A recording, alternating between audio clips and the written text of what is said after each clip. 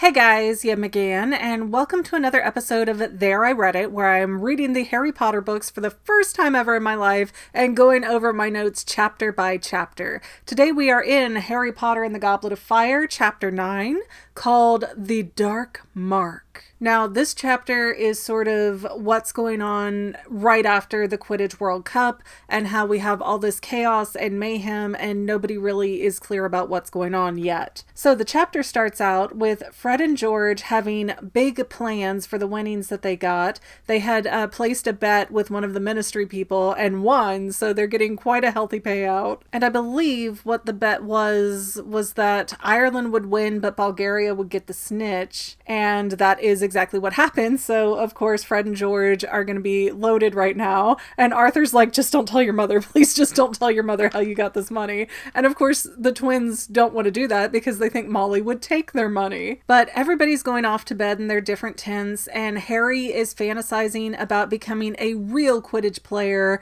when all of a sudden Arthur comes running in and wakes them up. It turns out that there are wizards marauding around and just killing and burning everything that they can get a hold of. But, you know, I guess it's good that at least they respected the World Cup first before they started going around to destroy everything. At least they had propriety in mind. And this group of wizards who's just going hog wild crazy, they have a hold of Mr. Roberts and his family, who was the campsite manager that's a muggle. So the one that they kept having to do all of those charms on and sort of do the Men in Black flash to erase his memory. He's now floating up in the air, being twisted and turned around along with his wife and kids. And I have this note written down and it is not making sense to me. Wait, okay, I have it now. The people who are in school, so the school-aged children, quote unquote, I guess as teenagers they're getting a little old to be seen as children, but the people who are of school age are sent to go hide in the woods, and the rest are going to fight the people who are marching and hurting the Muggle family. And Harry and his crew run into Malfoy in the woods, and Malfoy's like, you know, they're after Muggles, so you better hide Hermione. You know, she's the kind of person they want to kill tonight. And as the trio is sort of bumping around in the dark here, they bump into these French girls who are looking for Madame Maxine while they're in the woods, and they are apparently from Beauxbatons Academy of Magic. I'm probably butchering that. Beaux. I think that's Beauxbatons. And at that point, they're all starting to do Lumos to get little lights on around them, and Harry realizes, I've lost my wand in all this confusion. Then all of a sudden, Winky, the house elf, appears, and she's running really oddly. And Hermione's like, she probably has some curse on her from her family. Let me clarify, from her Wizardine family, because she's owned like a slave. So Winky probably has a curse on her so that she can't really run away effectively. So that's why she's walking weird. And the farther that these kids go into the woods, the weirder things get, because they run into Stan Shunpike, who is the conductor, I think, for the night bus. And he's flirting with the Vila, and there's all these other guys trying to flirt with the Vila. And even Ron and Harry are getting sucked into it a little bit, but they get past it.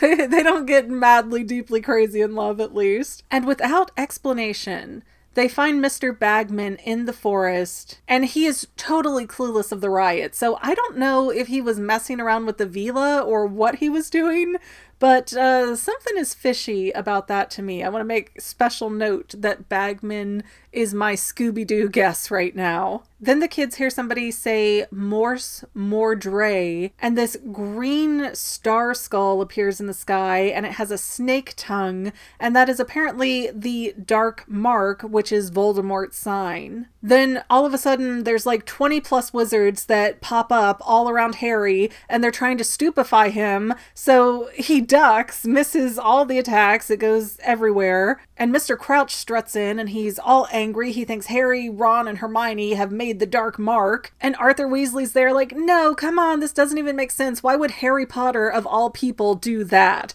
Of all the people that we couldn't trust in this world, Harry Potter is not one of them. Then Winky is found unconscious with Harry's wand on her person.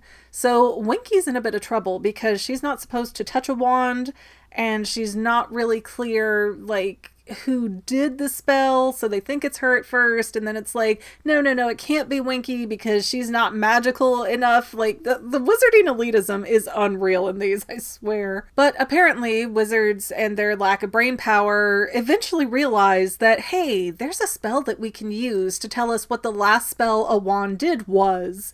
So they do Prior Incanto, and that conjures a skull from Harry's wand. And so there's all this discussion, well, Harry probably didn't do it, but the kids say that they saw these adult figure-y people do it, but we have no idea who that could be or where they went or any of that. And Winky was caught red-handed, and so Mr. Crouch just can't handle that because the dark mark hasn't been seen in 13 years, and that is just making his household look like a Voldemort supporter. So Winky is to be given clothes. She is totally about to get fired and she hates it and she's upset and she doesn't know what to do, and the kids are like, that's not fair, it's clearly not her fault, but it doesn't matter, it seems to be a done deal. And then we hear the term Death Eaters for the first time ever, and those are the masked supporters of Lord Voldemort, which are the people who are marching around setting fires to things and torturing the regular folk. So Death Eaters, I knew that term, I was familiar with that term, I didn't know specifically what or who they applied to, so now I have that context. But the Ministry people bring up the point that the Death Eaters would more than likely be afraid to see the Dark Mark because the only reason they are walking free and not in Azkaban is because they all lied about being supporters of Voldemort. They say that they were forced to do it, they were enchanted, they were charmed, they had to do it, they had no choice. So I'll be surprised if Lucius Malfoy doesn't get outed as a Death Eater somewhere in this book. But I do think that that's interesting that we have this Death Eater culture who is very much like fear and we hate normies and we're gonna terrorize people and do it in the name of Lord Voldemort, but simultaneously be terrified of Lord Voldemort. Man, I went through those notes really fast. This was definitely a busy chapter. It was a very chaotic chapter with a lot of things going on. It was kind of long as well, but it also, once you get the notes, I guess it also comes out like a checklist of, okay, this happened, and now we're ready to move on. We've been set up for following chapters. But just the fact that we are so early on in the book and Harry is already getting fingers pointed at him like, oh, you made the Dark Mark, you're going to be a Voldemort supporter. I'm curious how much more that sort of mentality is going to amp up and how much more finger pointing we're going to see from all the adult wizards because they don't have any sense in their head. I had somebody tell me that the longer you use magic, the more it affects your mental capacities. I'm not sure if that's accurate, but I would kind of believe it based on, watching how the magical government operates. Anyways, guys, I'm going to leave you here. Thank you so much for watching. Please don't forget to comment, like, subscribe, share, do all the great stuff. Anything you are willing to do, I certainly appreciate it. And I guess we will see you next time in Chapter 10. Thanks for watching again, Fanily members. I kind of cut myself off at the legs with this closing. Bye!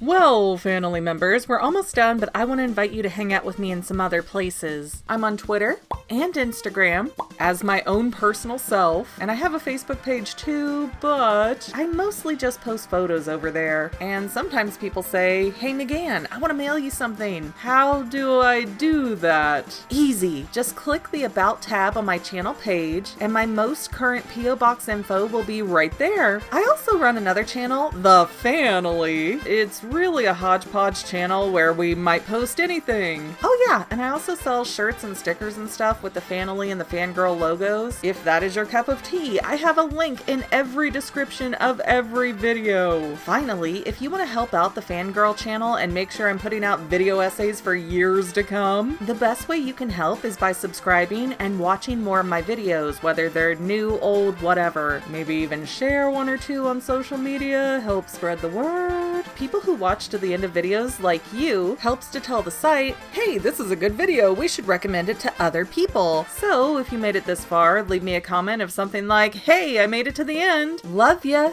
See you next time, Fanily members. Bye.